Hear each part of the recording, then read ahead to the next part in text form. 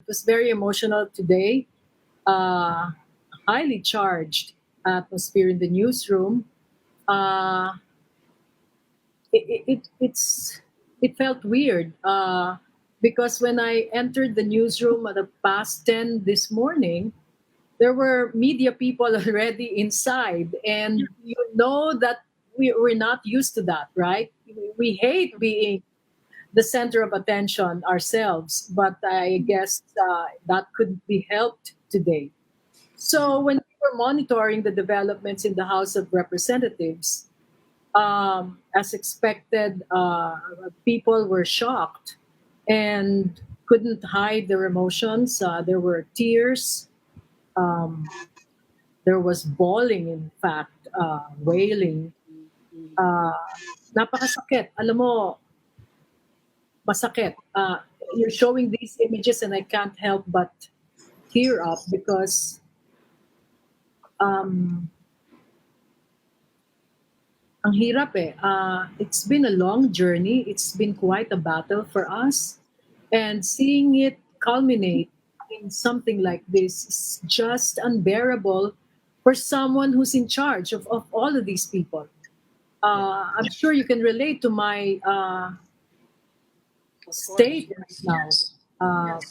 So itong nangyari ngayong araw, ako alam ko na eh. Nauna ko nang malaman. I wasn't telling a lot of people. I was only discussing it as we were planning the coverage and you know the treatment and how to line up the stories, etc., etc. Like how you do it in every major coverage, right? But I couldn't tell the people running TV patrol that this is how it's going to go. I mean, I couldn't really tell everyone.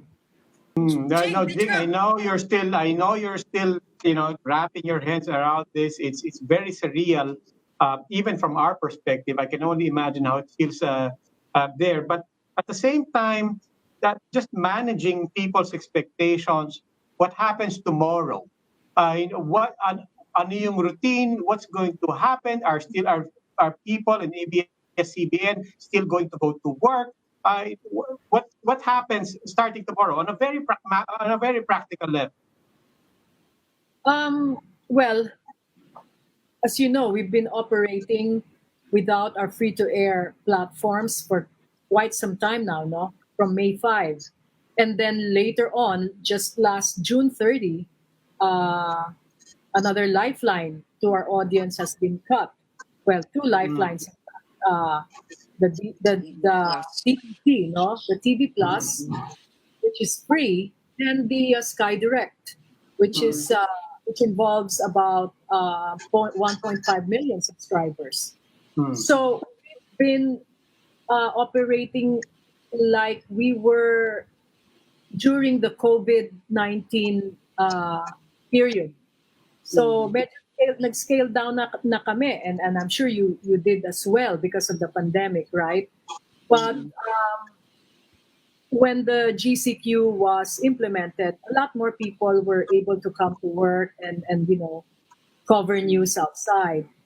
However, with this new development and considering the statement before of our president and CEO about possible layoffs, we're bracing ourselves. That's the reality. We are bracing ourselves. Tomorrow, people will still come to work, Robbie.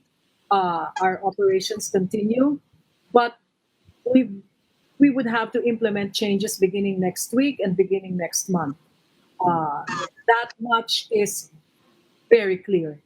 It's very clear. And I told my team that we have to brace ourselves for some more bad news because we cannot sustain our operations the way we are right now, the way things are right now. We have to make adjustments, obviously. Yeah. However, one thing I am certain of is we will continue doing our news no matter how limited our platforms have become.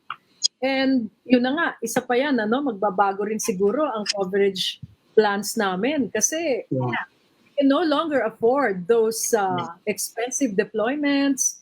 Ngayon nga, pinagdarasal ko na wag sanang magkaroon ng malaking kalamidad dahil mahihirapan kami sa deployment at pagdadala ng balita sa iba't ibang lugar. Yeah. You know how, Luchi, you're familiar with our operations, Yes. di ba? Yes. Ang aming mga probinsya ay apektado din. Hmm. So yun yung mas concern ko ngayon how to ensure that we do our jobs and that we do not even if we do cost cutting and all of that, but we do not allow that to affect our operations that in the end would impact the kind of service that we deliver to our audiences, to our various audiences.